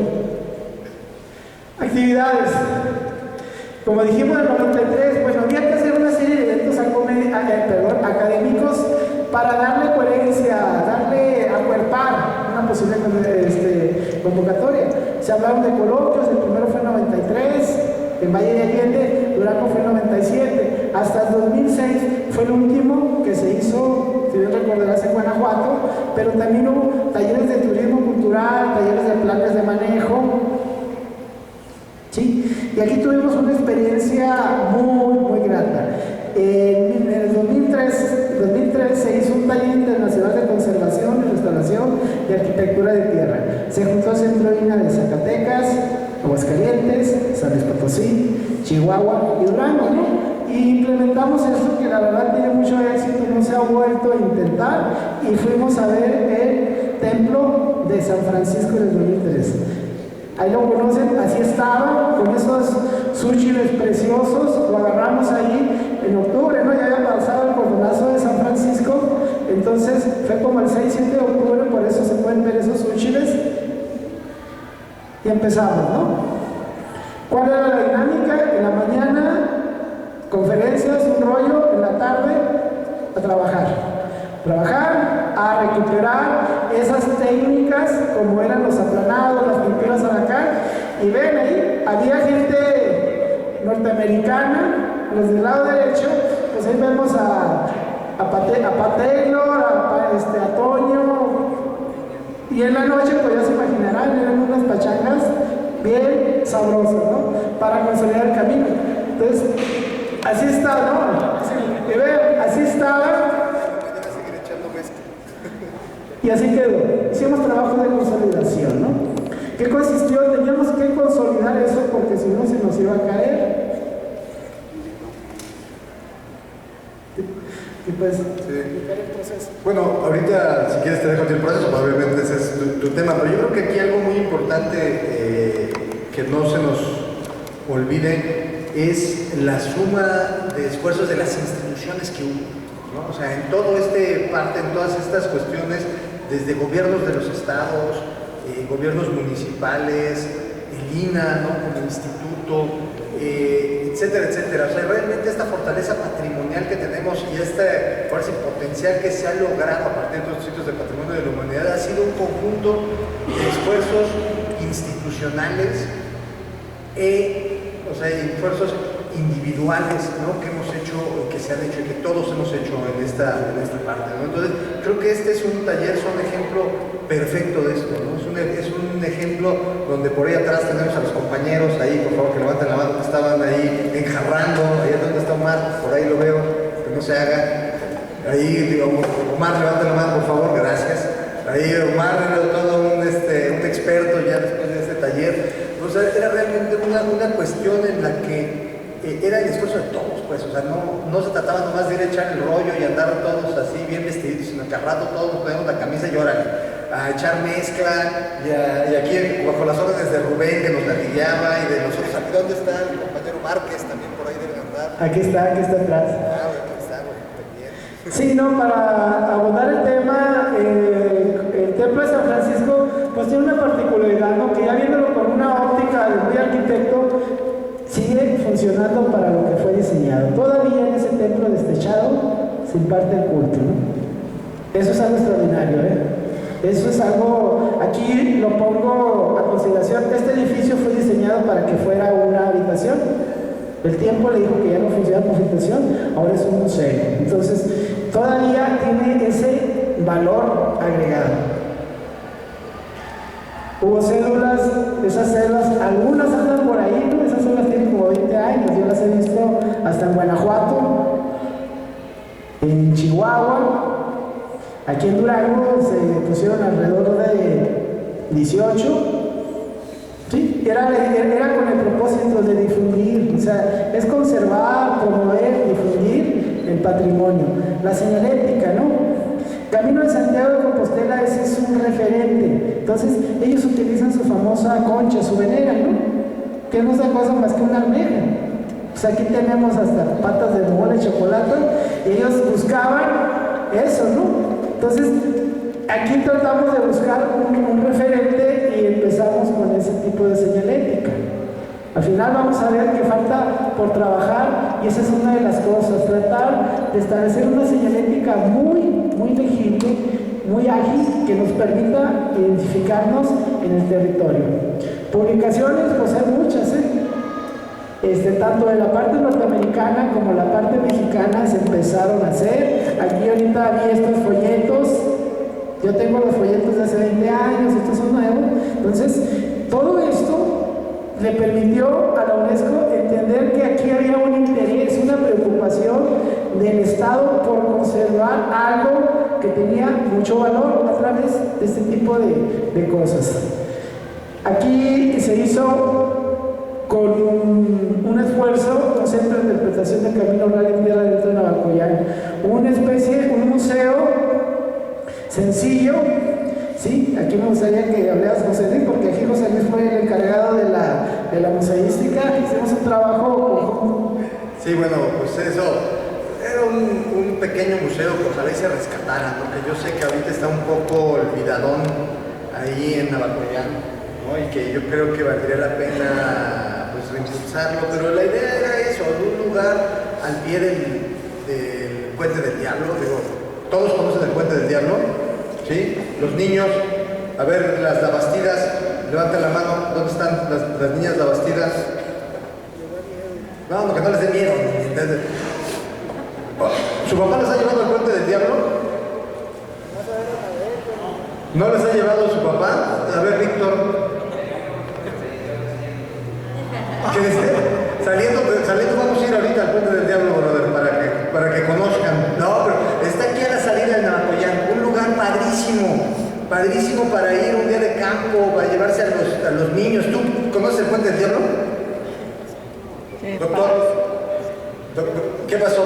Necesitamos generar ese recambio ahí, ¿no? Para ver, son lugares maravillosos que los tenemos aquí a la vuelta. Y ahí junto tenemos ese pequeño museito que la idea era explicar todo esto de una manera sencilla para que la pueda ver cualquier niño o cualquier persona y poder entender esta cuestión del camino real, ¿no? Entonces, unos esfuerzos modestos, pero que pues, la idea era que se socializara, ¿no? Ahí en San Pedro del Gallo se empezó a hacer ese presidio, ¿no? No en el lugar. Ahorita vamos a hablar de eso porque el presidio de San Pedro del Gallo fue muy importante, ¿no? Fue un lugar de pernocta desde la expedición de Oñate. Entonces hubo un intento con esos dos torreones, encontrar abogados, que nos definen la fora.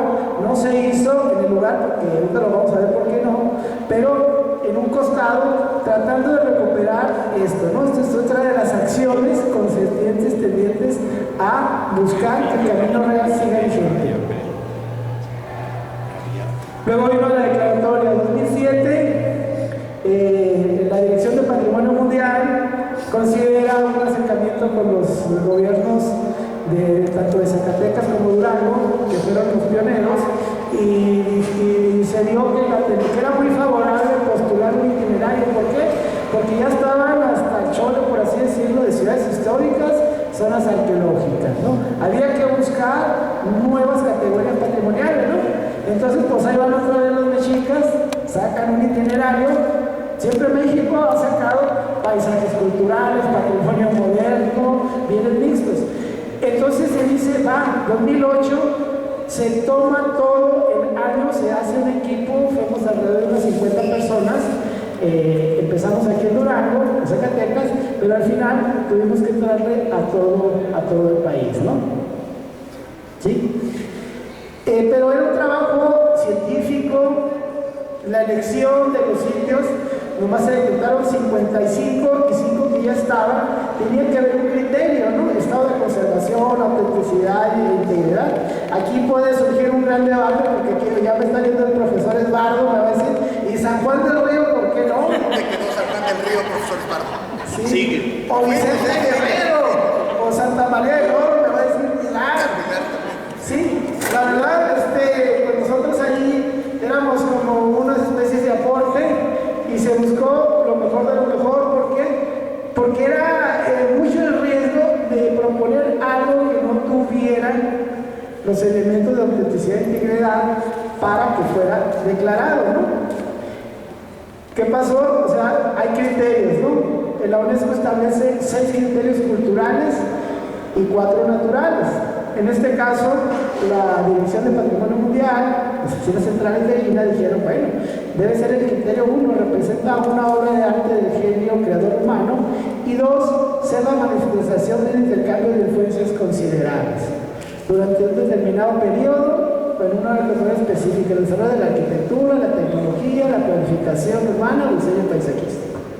Ok, ese es el criterio. Aquí tenemos un ejemplo que se ejemplifica muy bien, valga la redundancia, y justifica el criterio de los intercambios de influencia en la arquitectura. Este es un edificio barroco, es un barroco tardío. Estamos hablando de 1798 a 1800. El barroco, si lo vemos en la parte de atrás, la cornisa ondulante, esas formas bulbosas, cuando vayan a Querétaro, ahí está, ¿no? No es exactamente la misma. ¿De dónde vino todo eso? A través del Camino Real. Pero aparte hubo otros elementos tipológicos como los calistenios transversales, esas pequeñas iglesitas que un autor que se llama Jos Kubler en Nuevo México dice, nomás están en Nuevo México los calistenios transversales. Pero cuando vimos eso, dijimos, ándele, como es en Durango. Las encontramos en Zacatecas, aquí en Durango hay como 10. Nombre de Dios, en San Juan del Río, profe. Todo ahí, en Palmitos. ¿Sí? Pero después llegaba la parte medular, el valor universal, excepcional. Teníamos que decirlo y demostrarlo, ¿no? Y aquí es precisamente donde el doctor Vallebueno, José Luis, su servidor y otros nos dimos una tarea de una verdadera reflexión y lo sintetizamos así, de esa manera. Lo que dijo José Luis, ahorita le voy a dar un rollo, quiero que él siga.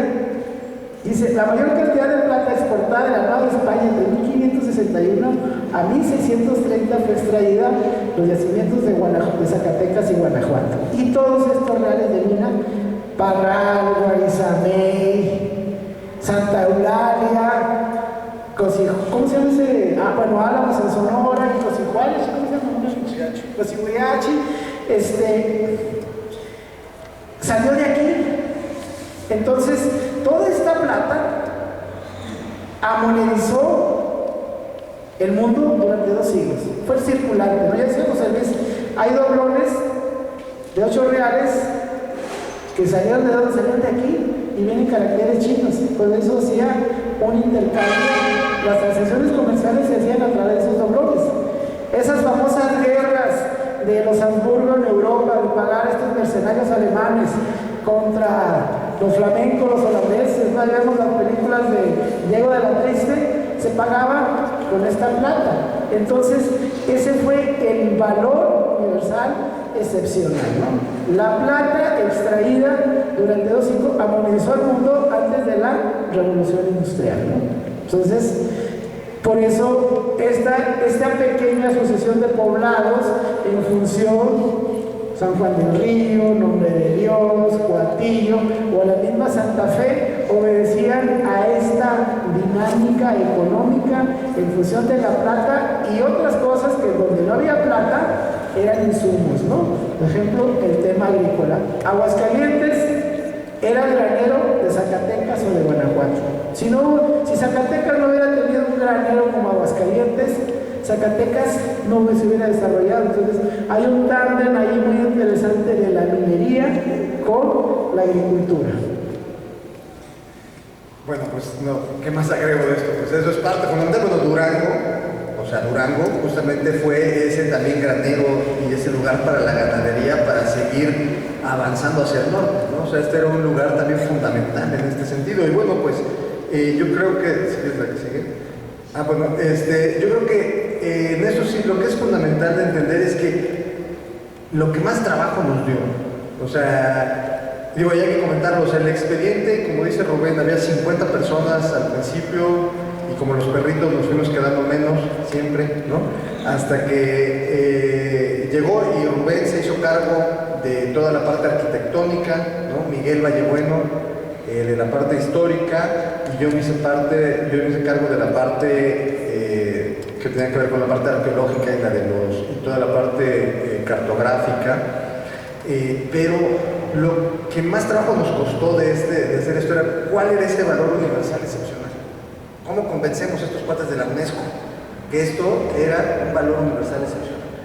Y eso se nos ocurrió, y sobre todo se le ocurrió a Miguel, que hay que decirlo así como tal, ¿no? O sea, a Miguel fue quien entendió esta parte de la monetización, ¿no? Entonces, esta es la parte fundamental, que realmente fue lo que, yo creo que ese es el aporte más importante de este expediente, ¿no? Que eso fue lo que entendió la UNESCO como un valor universal, que dio este camino real de tierra adentro, o que se transitó por él al mundo, ¿no? Que fue el de generar una primera globalización en un sentido, una primera revolución económica en todos los sentidos, ¿no? Entonces eso es creo que muy importante. Sí, indiscutiblemente, o sea, fue el doctor, eso, ¿no? Entonces, ¿qué seguía? O sea, en el caso arquitectónico, pues vemos ahí Valle de Allende, sus portales y el Palacio de los Gobernadores. Es la misma idea, nomás que los palacios de los gobernadores no había cantera, no había maestros canteros, como en Valle de Allende o como en Durango. ¿Y cómo lo hacen? Lo hacen con madera. Sí, ahí está un intercambio de influencias. Los retablos en Pino, Zacatecas o en Querétaro, vean los retablos en Chimayo. Es que ya no había oro, no había madera, entonces lo hacían en piel de símbolo y lo pintaban. La misma idea. Huichapa, ¿no? Ahí, profe, pues conoce Huichapa, está el famoso claristorio transversal. Cuando vayan las trampas en Nuevo México, sigue estando las trampas, es lo más al norte antes de llegar a Taos, ¿no? Entonces, ahí se puede ejemplificar el criterio 2, ¿no? Y como esos, hay más cosas, ¿no? Las iglesias monumentales, las obras pictóricas, pues no está Miguel, pues Miguel nos puede dar una disertación fabulosa de eso, ¿no?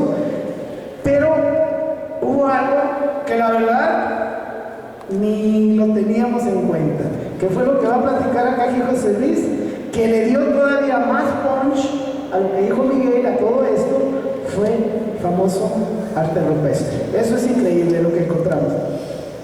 Bueno, pues es parte de un trabajo que más allá. Aquí tenemos a Daniel, por ejemplo, por ahí Daniel, levanta la mano para que te conozca. Aquí la gente, un arqueólogo muy importante, compañero, exacto.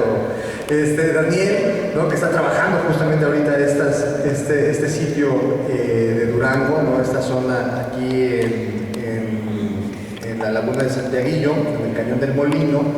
Pero otra cuestión que veíamos que era muy importante que teníamos que ver es que todo lo estábamos haciendo desde el punto de vista del español, ¿no? O sea, todo era el punto de vista de los españoles y cómo los españoles habían llegado como un territorio donde no había nadie, ¿no? A veces pensamos que la colonia es eso, ¿no? Es como una tabula rasa y todos los que aquí vivían ya después de que conquistan y que cae México de Tenochtitlan, pues desaparecen todos los grupos indígenas, ¿no?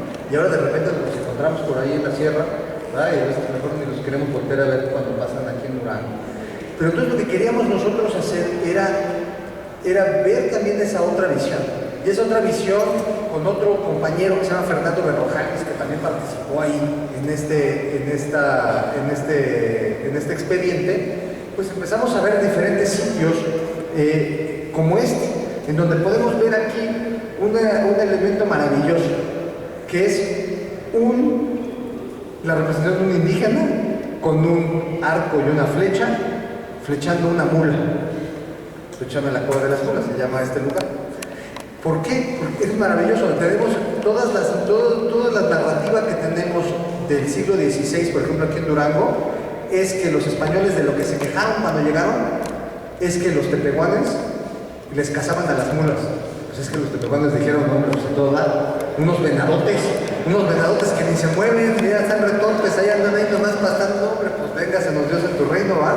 Para comérselos a todo lado. Y que de repente a alguien se le ocurrió ponerlo ahí, en una pintura aquí, cerquita de Guatimapé, pues está increíble, ¿no? La que sigue. A ver, o en Zacatecas, ¿no? Tenemos este sitio que se llama Cueva de Ábalos, que además es un sitio increíble, porque este sitio está en uno de los pocos trayectos que todavía quedan conservados del Camino Real de Tierra Adentro. Desde arriba se ve el Camino Real, o sea, por donde pasaban las carretas, y aquí se les ocurre, ni más ni menos, a estos guachichiles probablemente que vivían en esta área, pues de empezar a poner todo el mundo montados en los caballos, en las mulas, lazando. Hay otros que vienen con flechas persiguiendo. Hay una pequeña carreta que podemos ver en el extremo de allá, que es de hecho el logotipo que tenemos del Camino Real de Tierra Adentro. O sea, los grupos indígenas que vivieron esto también fueron partícipes, ¿no? Y fueron parte de este cambio cultural que vino con este camino, en donde transitaron no solamente españoles, eso aguas. Este camino primero nos trajo ideas, pero trajo con él a mucha gente. Trajo españoles, por supuesto, trajo criollos, pero junto con ellos venían miles y miles de otros grupos indígenas del centro de México, ¿no? Venían gente de Tlaxcala, venía gente de México, venía gente de Michoacán, ¿no? Y si no, pues el mejor ejemplo es Nombre de Dios, ¿no? Donde están los barrios mexicanos, barrios michoacanos, ¿no? En donde todos estos grupos fueron parte. Aquí en Analco tenemos gente de todos estos lugares que vivió aquí al otro lado del agua, como dirán, mulatos, exactamente, mucha población africana, ¿no? Que vino, ¿no? Me acuerdo una vez que Miguel le daba mucho porque decía en alguna conferencia aquí en Durango que tenemos una sangre africana muy fuerte, ¿no? En Durango, y me acuerdo que se paró una señora muy enojada. No, nosotros aquí en Durango no tenemos sangre africana. Pues siento informarles, pero sí. Todos tenemos en México sangre africana. Había muchísimos africanos, ¿no? Es nuestra tercera raíz. Pero entonces pasó muchísima gente por aquí, ¿no? Entonces, una cosa que quisimos retratar en esto fue esta idea que no era solamente un camino hecho por los españoles para los españoles, sino era un camino que fue multiétnico y que fue lo que realmente nos conformó como lo que somos ahora, un pueblo mestizo, y que este camino fue parte de esta idea y que fue parte de esta conformación de nuestra identidad como duranguense hoy día y como todos los grupos que estamos a lo largo, ¿no?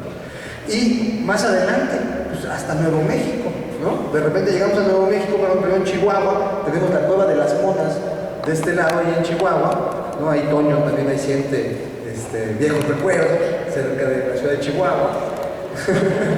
Y bueno, pues ahí los conchos, ¿no? También estaban representando ya por escenas de la evangelización, o escenas ya al norte de Nuevo México, donde vemos pasar a los frailes, ¿no? Con sus capas a caballo y las cruces en las representaciones junto con otras representaciones indígenas, ¿no? ¿no? Entonces, también en este camino, pues le permitió, ¿no?, a la propia gente, a los grupos originarios, expresarse en este sentido. Ok. Bueno, eso fue un aporte. Lo otro fue el tema del camino, ¿no? Está el profe Polito con su masa. No vino, bueno. No, es que acá bueno, este también, miren, aquí hubo otra gente que nos ayudaron como nos imaginan, fueron los cronistas y la gente del lugar. El que está ahí, el que tiene una NASA, la sala es el profe Polito, cronista de NASA, y el que está a un lado es un arquitecto de Andamarre, ¿sí?, que fue el que vino a revisar si efectivamente tenía los tamaños, ¿no? Pero aquí había una cosa coyuntural, el camino, ¿sí? El camino fue, creo, uno de los mayores retos. El primer aporte sustantivo, yo lo acabo de decir, fue la lucidez, que ustedes lo conocen, de Miguel Vallebueno, ¿no? De decir esto, ¿no? Bueno, eso. Después el camino, y aquí, pues, José Luis es muy modesto, fue un artista y dice, porque teníamos que demostrar que había un camino, pero en el norte no hay un camino. Esa es la paradoja de la vida. Entonces, la definición cultural de ICOMOS nos dice, toda vía de comunicación terrestre, acuática o de otro tipo físicamente determinada. Ahí fue donde dijimos, ¿qué hubo, no? Entonces, aquí en Durango, José Luis ahí ya me cuenta, pues, ahí sacó su doctorado con esa disertación, porque la verdad es así. En toda la ruta hay 4 caminos, pero son segmentos de 3 kilómetros, de 800 metros y uno de 1,5 kilómetros. Está en el Estado de México. En Hidalgo está muy consistente, pero son 3 kilómetros entre lado y por lado. Está buenísimo ese camino, 3 puentes. Vemos ahí los pirules, también los pirules. Cuando ven pirules, es el árbol del camino real, no es de las rocas, ¿eh? Ese lo trajo Martín de Enríquez cuando venía del Perú y empezó a ponerlos. Y cuando veíamos esos grandes pirules, nos daba mucha consistencia, mucha autenticidad. El otro que está a un costado es el Aculco y lo que queda de ese camino empedrado del camino de la Plaza de Zacatecas, ¿no? Cerca de Ojo Caliente. El de arriba, ahí se puede ver, para los que son ingenieros, es el método romano, ¿no? Con sus maestras, etc. Sí, pero decíamos, más, punch, necesitábamos, y es precisamente el tramo del camino en Durango, ¿no? Aquí me gustaría que José Luis compartiera esa experiencia. Si quieres, regresate la anterior, ¿no? Pues la parte del camino, pues, fue lo que me tocó a mí, y ahora sí que me falta echarte ese tronco a la uña, ¿no? Me tocó ahora sí bailar con la más fea, como dicen, porque justamente el problema era, bueno, ¿y el camino? ¿No? Está padrísimo el camino realmente adentro, pero ¿y el camino? ¿Dónde estaba? Entonces hubo que andar buscando. Y entonces lo primero que nos dimos cuenta es que de la Ciudad de México a Zacatecas, pues está esa riqueza zacatecana impresionante, donde había que transportar plata, pero había que transportar azogue, ¿no? O sea, mercurio, para poder separar la plata. Entonces, para poder transportar el mercurio, pues había que traerlo en unas cosas, entonces había que hacer realmente una obra de ingeniería para poder hacer un camino, como lo que entendemos hoy día. Entonces, pues nos pusimos a chambear en eso y evidentemente encontramos estos pedazos que dice Rubén, en donde una cosa que les sorprendía mucho a estos revisores de UNESCO, que no habían visto en otros lugares, es que podían pasar 2 carros al mismo tiempo. O sea, era una superficie rodada en donde podían pasar 2 carros de bueyes al mismo tiempo, uno en contrasentido, o sea, como si fuera una carretera moderna. Pero entonces en ese momento pues decíamos, bueno, ok, esa mitad del camino, pues sí es, vamos a decir, donde el hombre interviene en el paisaje, ¿no? Para transformarlo y hacer un camino, lo que hoy día entendemos como eso, hacer puentes, hacer todo, ¿no? Rebajes, etc. Pero ¿qué pasaba más al norte de Zacatecas? Pues la cosa estaba más complicada, porque al norte de Zacatecas ya no hay camino.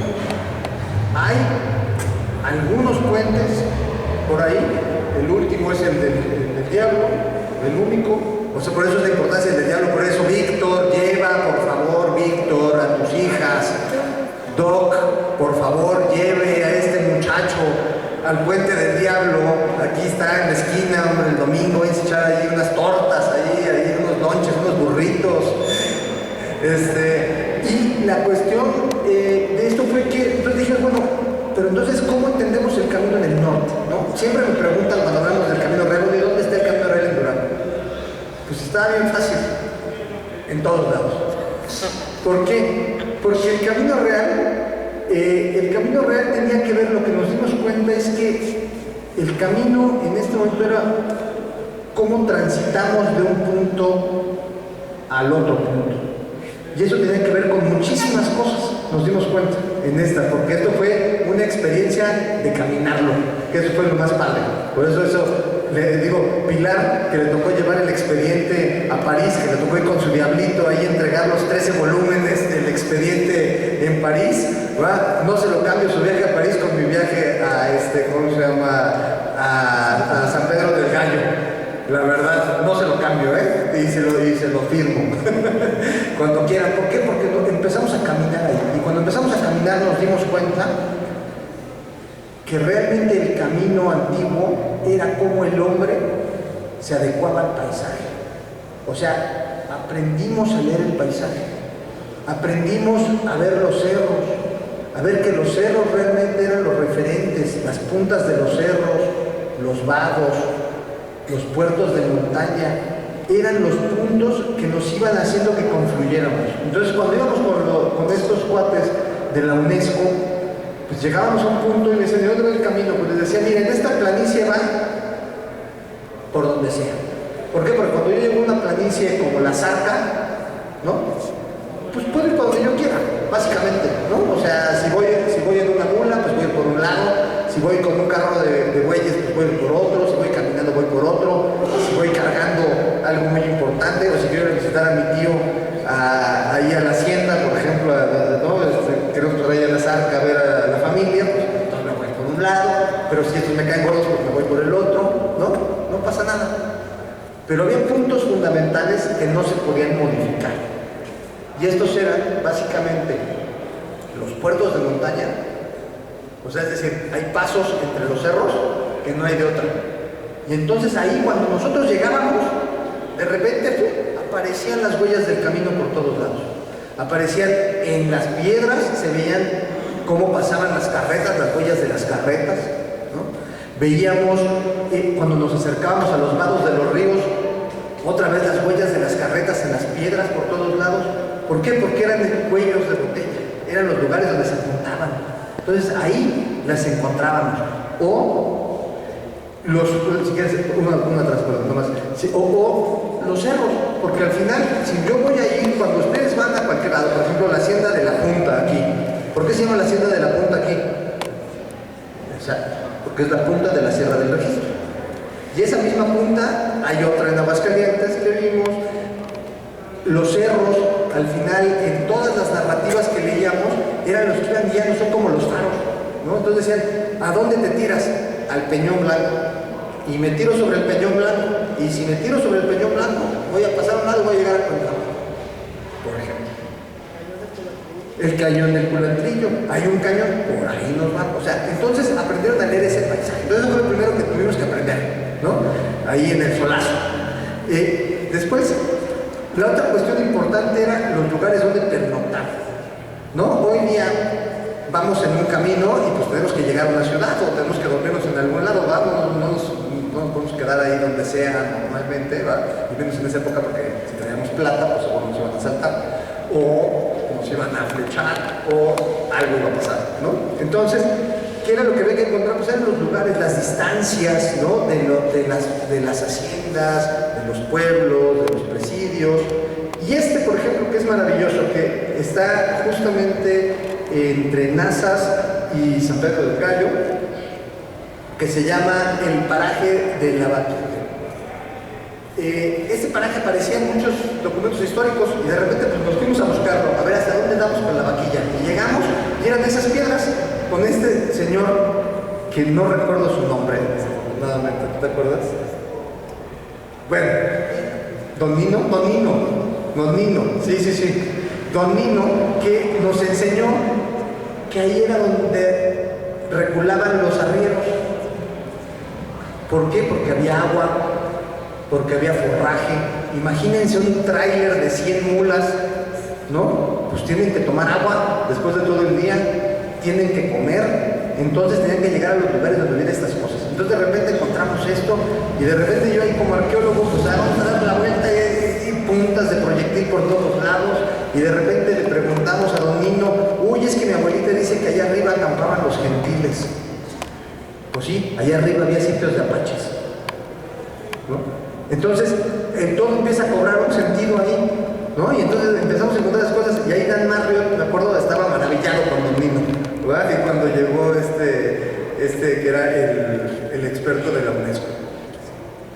Y entonces pues empezamos a caminar y a encontrar esto, a ver los cerros, empezar a encontrar los caminos, empezar a partir, como íbamos leyendo el paisaje, nos empezamos a dar cuenta de cómo existía esto, y realmente este camino fue lo que nos permitió hilar estos 2.600 kilómetros de camino real de tierra dentro de esta Santa Fe, ¿no? O sea, esta fue la manera en la que pudimos integrar esta parte de los tramos de camino. Sí, bueno, así como...